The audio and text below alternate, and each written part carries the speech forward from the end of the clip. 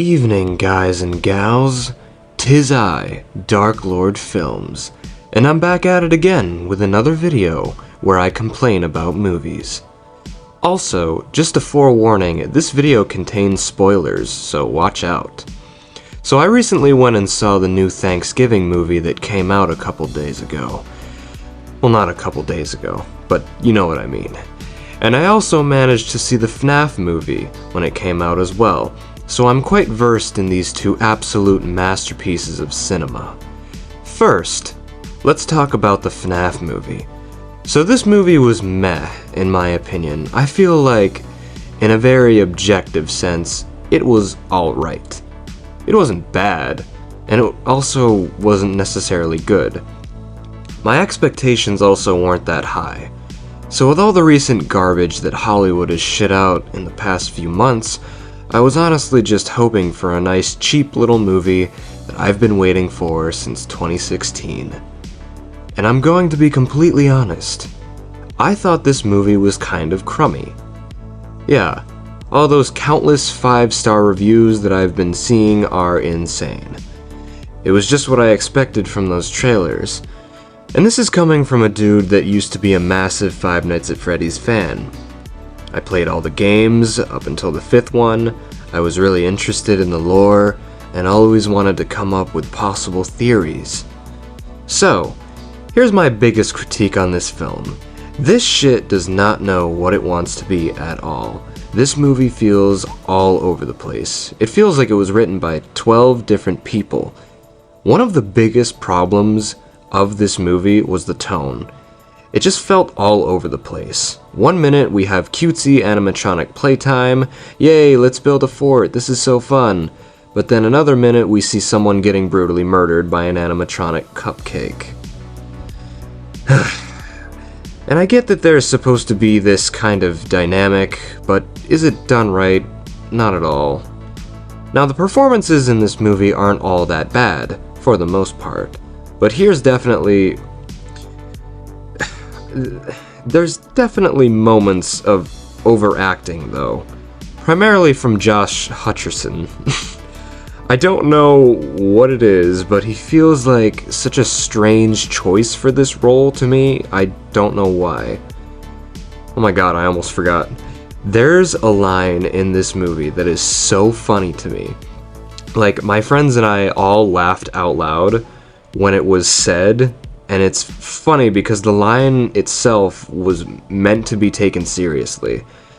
So it was when Mike and Vanessa were talking, and Vanessa reveals that William Afton, the serial killer who dresses up in a yellow bunny suit, is her father, and he killed children and yada yada yada.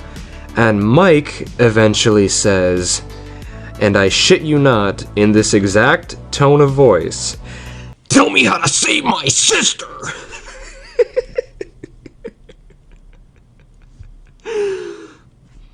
That was so insanely funny to me, and I don't know why.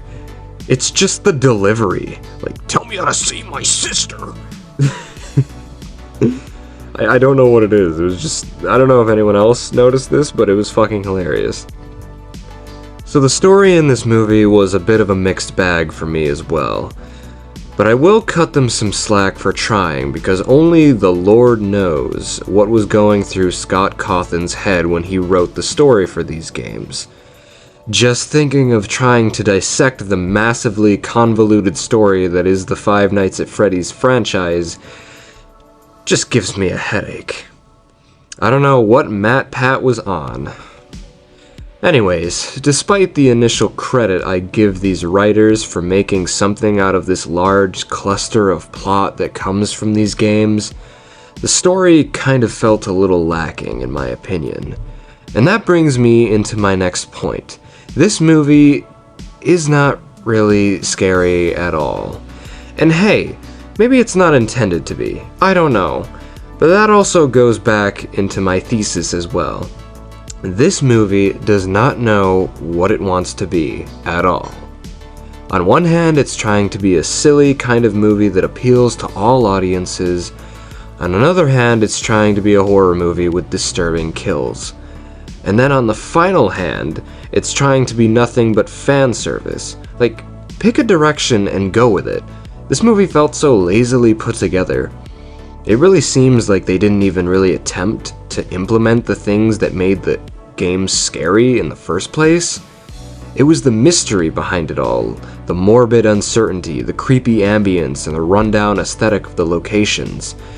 You felt a sense of dread when you were playing the games. I mean, it wasn't necessarily the jump scares. I mean, you all know how I feel about those. You know, there was some tension in the games that amplified the fear factor.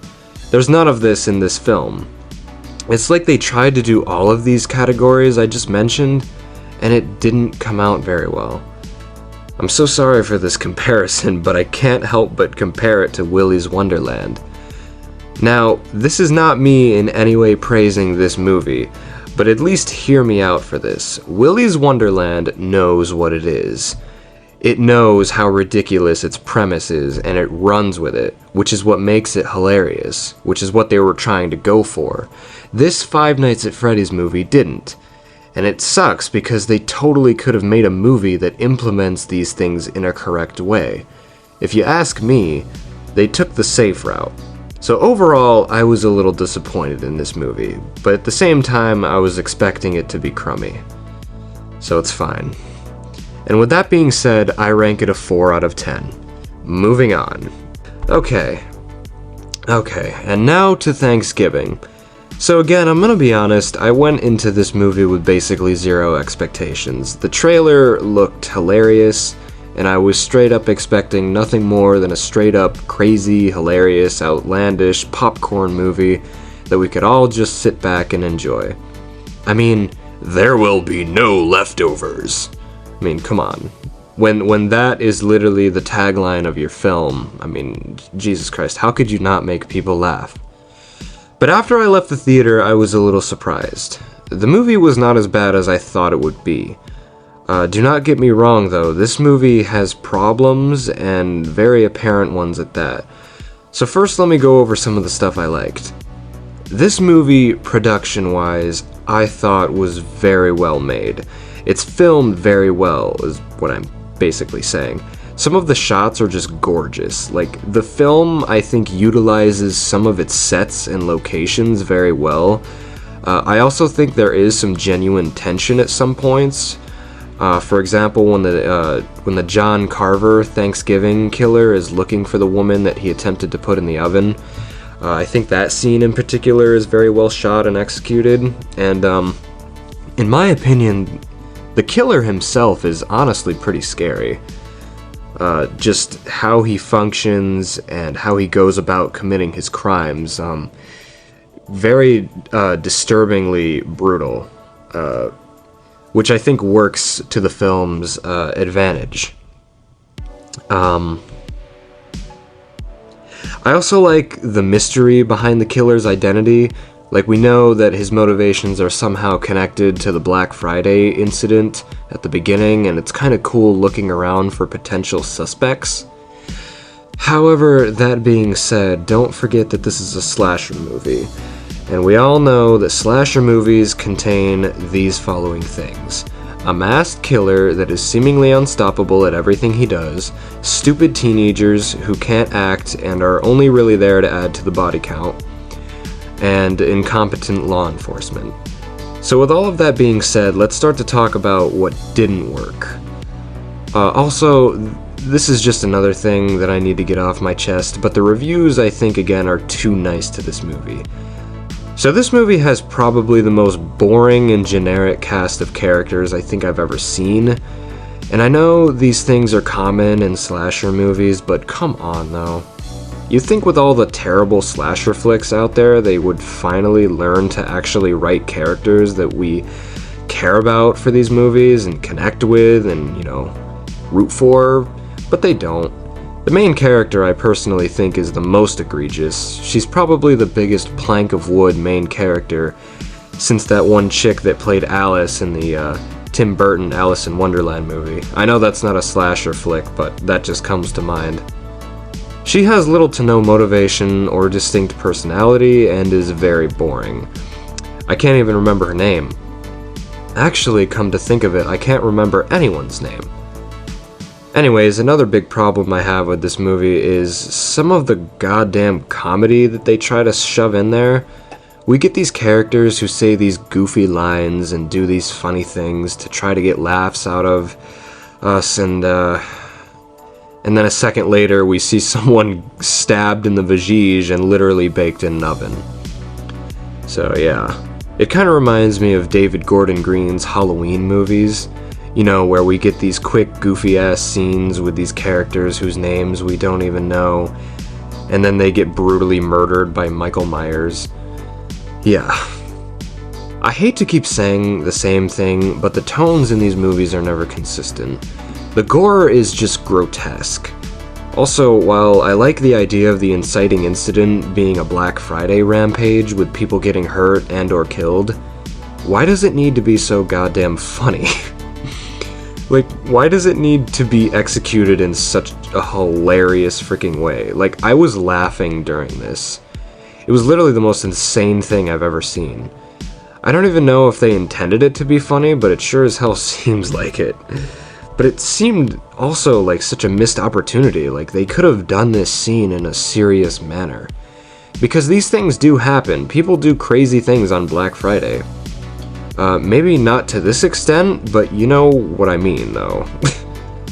They just make it so outlandish and ridiculous, and it ultimately just comes off as funny and comical. And at certain points, I couldn't really tell if they meant it that way, which, I don't know, I don't think is a good sign. I want to stop talking about this movie now since, you know, obviously Thanksgiving has since passed, and I don't want to ruin my appetite again. So, I'll touch on one more point. I think the last big thing that I didn't really like in this movie is the reveal of the killer. Now, I understand that a lot of people like this, but just hear me out. So, it's revealed at the end of the film that Patrick Dempsey's character, the sheriff, was the killer all along. And that he did all of this to get revenge for his lover, who died at the Black Friday incident, if I remember right. So here's my problem. I don't necessarily think it's believable that Patrick Dempsey, given his age and profession in this movie, is capable of this.